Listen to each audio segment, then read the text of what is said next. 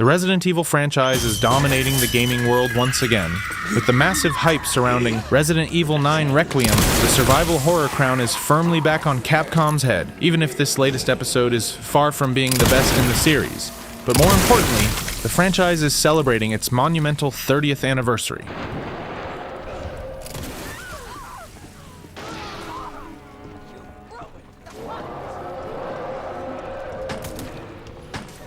Over 3 decades, this series has seen incredible highs and some questionable lows, but it has remained an absolute titan. So today, to celebrate this milestone, let's travel back to where the nightmare truly began.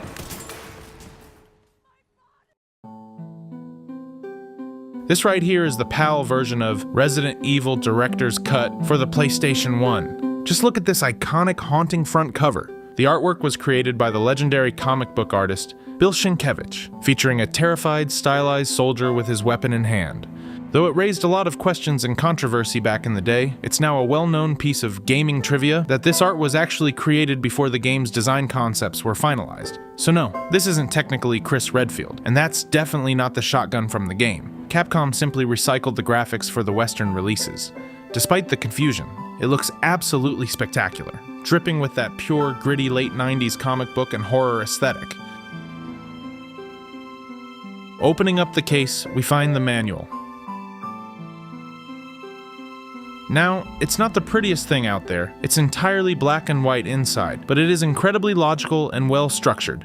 It packs everything you need to survive. Detailed layouts of the controls, the inventory system, weapon descriptions, and character bios not only for Jill and Chris, but all the other characters appearing in the game. It's a proper, old-school handbook. While it might not be the absolute peak of PlayStation manuals, it is definitely nothing Capcom should be ashamed of. The game disc itself is incredibly minimalist, mostly solid black, which gives it a very clean, classy, and honestly intimidating vibe.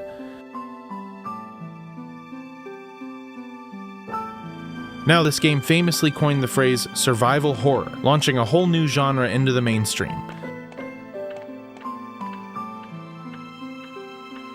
Sure, purists will argue it wasn't technically the first, as it took massive inspiration from 1992's Alone in the Dark and subsequent Alone in the Dark titles, but Resident Evil 1 was definitely the one that perfected the formula without compromises. You play against pre-rendered backgrounds with minimal environmental interaction, focusing heavily on tense combat, inventory management, and some of the best puzzles in the entire series. They are hard enough to make you think, but smooth enough not to break the terrifying atmosphere.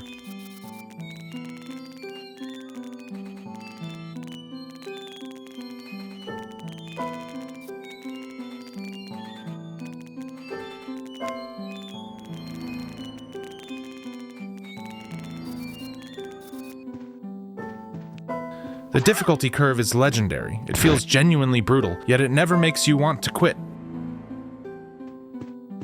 And we can't talk about this game without mentioning the glorious, wonderfully cheesy live-action FMV intro. It gives off pure 1996 B-movie vibes, and it's a massive part of the game's charm. Chris Redfield.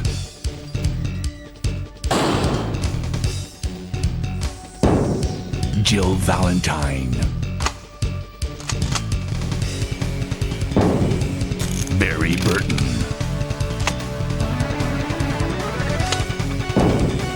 Rebecca Chambers. Albert Wesker. You can play through the mansion as either Chris or Jill, and pro tip, always start with Jill. Her campaign is way more forgiving.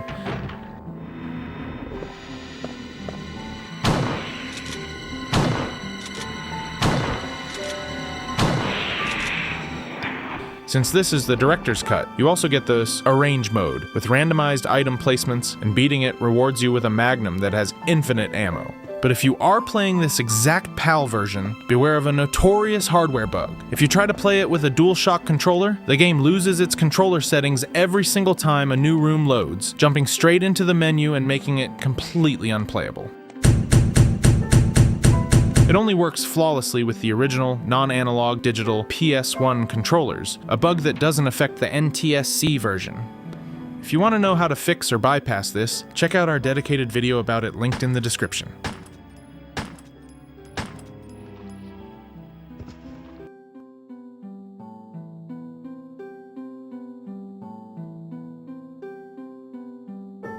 Because this version launched shortly before Resident Evil 2, partly to compensate for RE2's development delays, Capcom bundled it with this legendary Resident Evil 2 demo disc. This was an absolute mega hit back then. It lets you play the iconic opening scenes and explore the West Wing of the Raccoon City Police Department.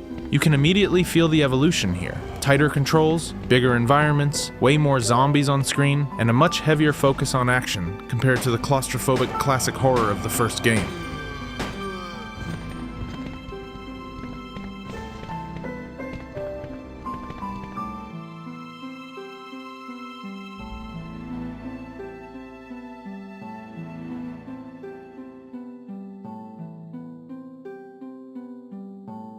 Flipping over to the back cover, we see a beautiful dark layout packed with screenshots from both the main game and the RE2 demo. It also includes the slightly humble claim stating that this is the best PlayStation game ever. Hey, a bit boastful, but considering its legacy, we can definitely forgive them because it truly sits among the absolute greatest. Thank you so much for watching. If you enjoyed this rapid nostalgia trip, smash that like button and subscribe to the channel so you don't miss our next retro treasures. It really helps us create more content just like this. Now we want to hear from you. Did you survive the mansion back in the day? Which campaign was your favorite, Chris or Jill? And most importantly, did you become a Jill sandwich? Share your stories and memories in the comments below. See ya!